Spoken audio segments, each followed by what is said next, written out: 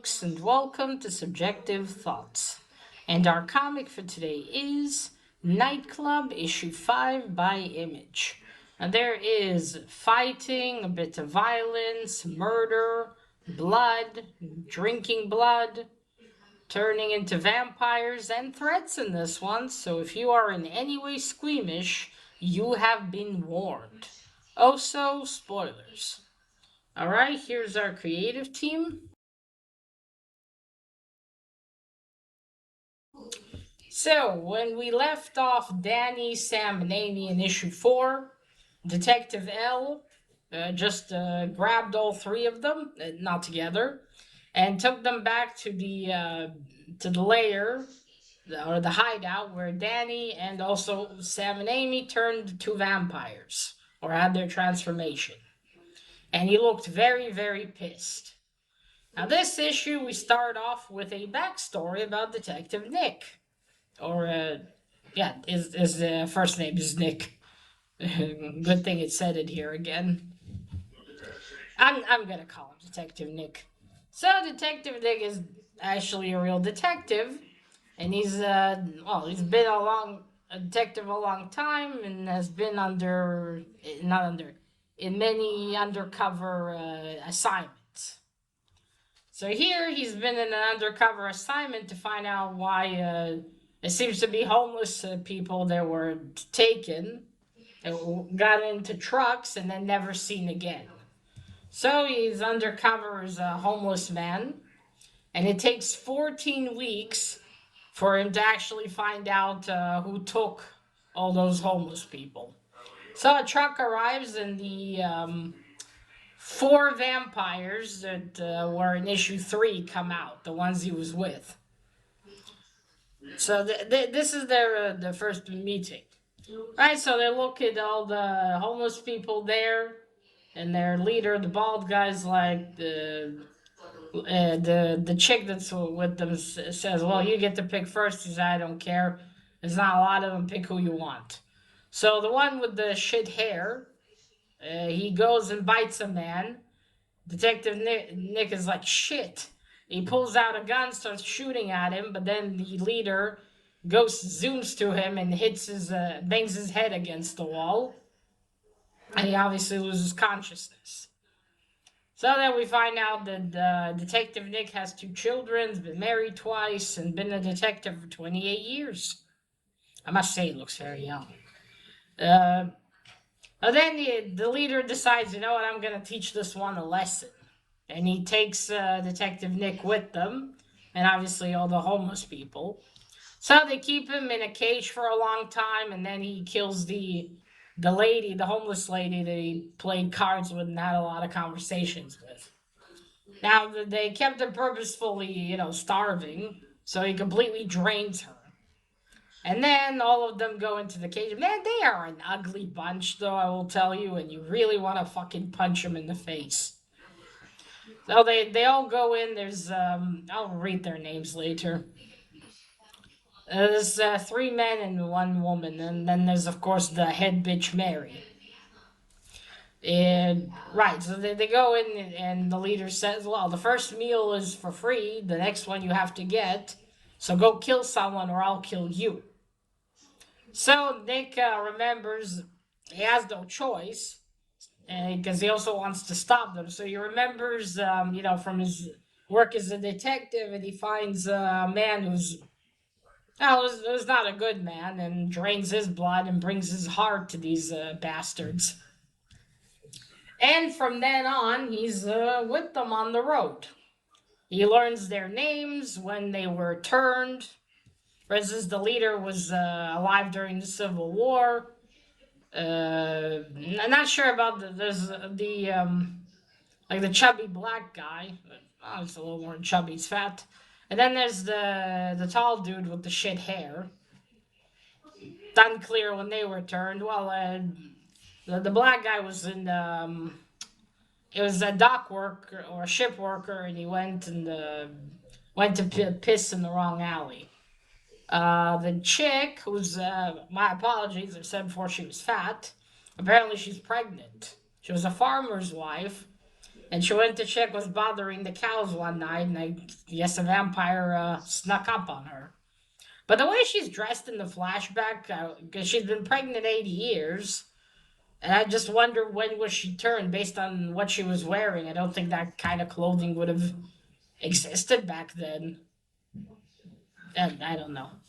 And so, yes, he learns about that. He also learns that they carry an elderly vampire woman, the bitch Mary.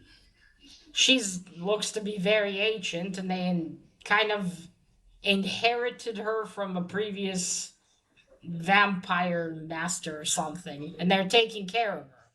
She doesn't like to be in the air, so she sits in a tank, and they just drive her around and bring her blood.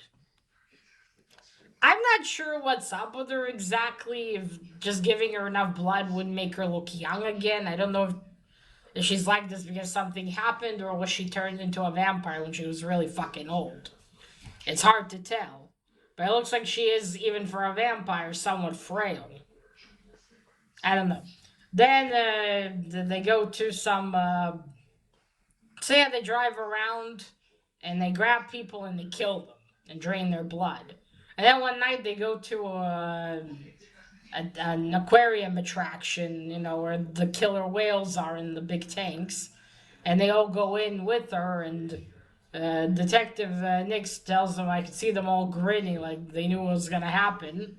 And then I can't tell if it's Mary or all of them together just start, well, they kill the killer whales. Drain them of blood until the whole pool's full of fucking blood. So, well, Detective Nick has been with them for 9 months now, and he's been looking for a way to stop them. So back in issue 1, when he told Danny about a war, that's what he meant. So he's been trying to gather up people.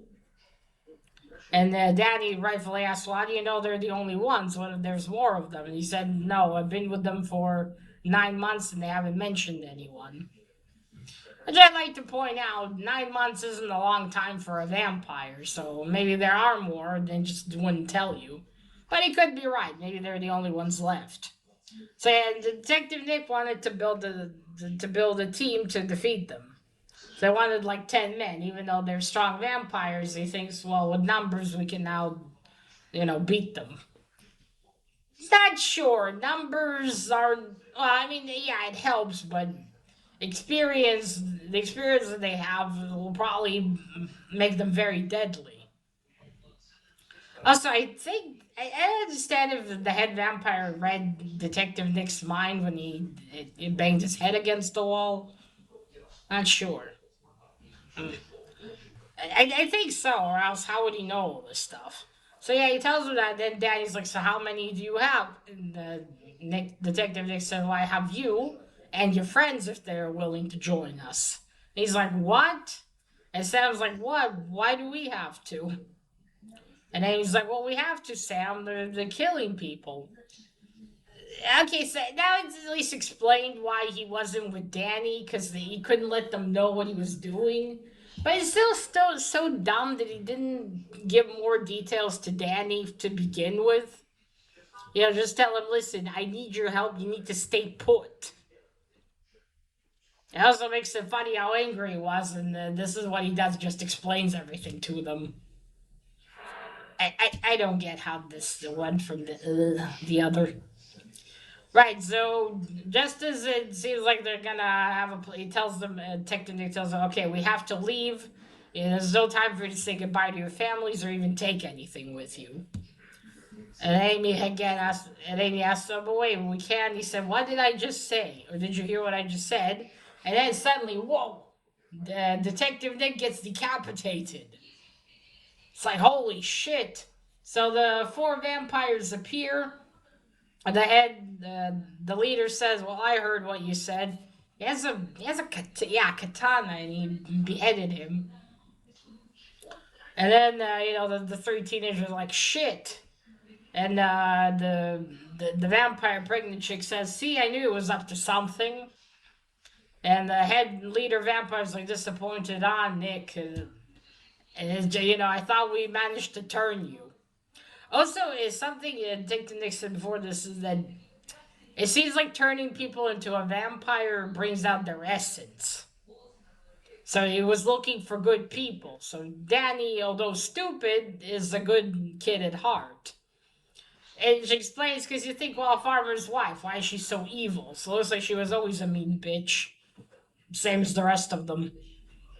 So that's why. I guess it makes sense. Nick didn't turn. It's kind of like with the it's a DC character, iVampire, where he turned into a vampire, and then he turned his love to a vampire, but she ended up turning evil. So interesting.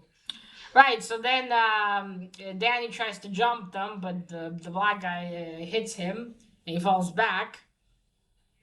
And then they're like, okay, what are we going to do with you? You may be vampires, but we didn't authorize you. Apparently, they need to authorize it, the bastards. And then leader guy has a sick idea. And he tells them, okay, you have to kill your families and bring us their hearts, or else we're going to kill you and them. You have until tomorrow night to do that. And then they disappear. And then we see each kid, then we see Amy go home, or their parents thought, all the parents thought they were in a field trip, a weekend field trip. And their parents, honey, we didn't know you were coming back. We didn't make food. She says, I'm not hungry, Mom.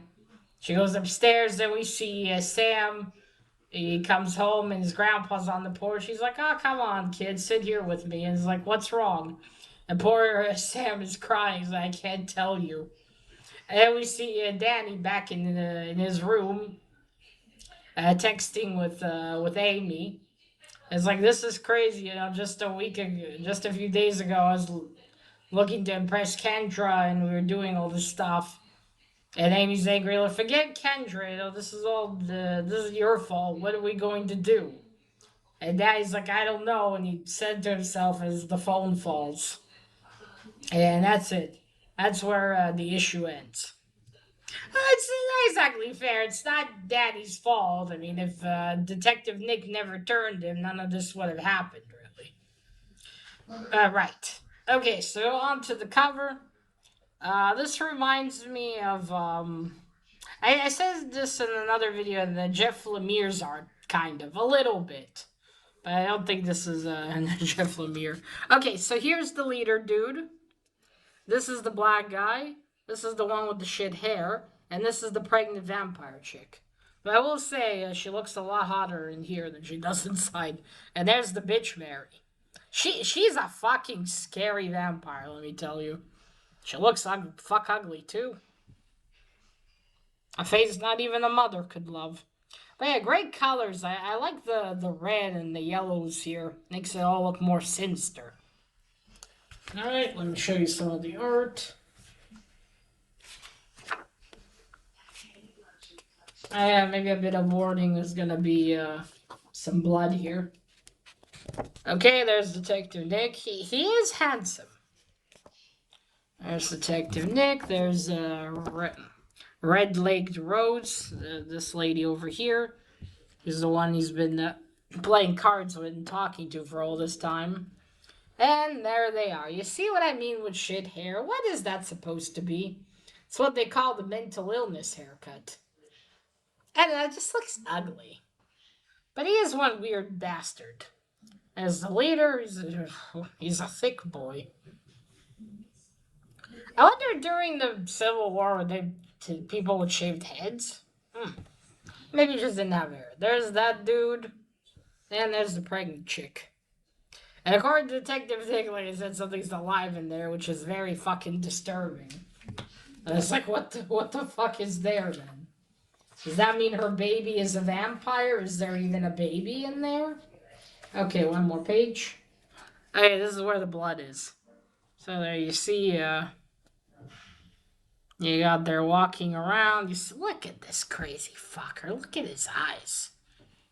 You did not want to meet him in a bright alley with sun, much less a dark one. See, he bites the poor old son, and then Detective Nick's like, shit! And goes for his gun. Okay.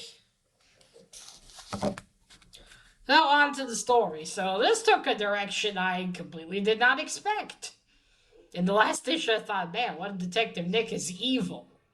But now it all makes sense. He was trying to build an army against these vampires. So that's understandable. Man, I wonder if he's actually killed. Because if this follows the old classic thing with vampires, because they can't be out in the sun, they can't go uninvited to someone's house, and they can't go over bodies of running water. So I wonder, is Detective Nick dead? Because yes, he beheaded him, but I don't remember. Can you just behead, or do you have to get a stake through the heart?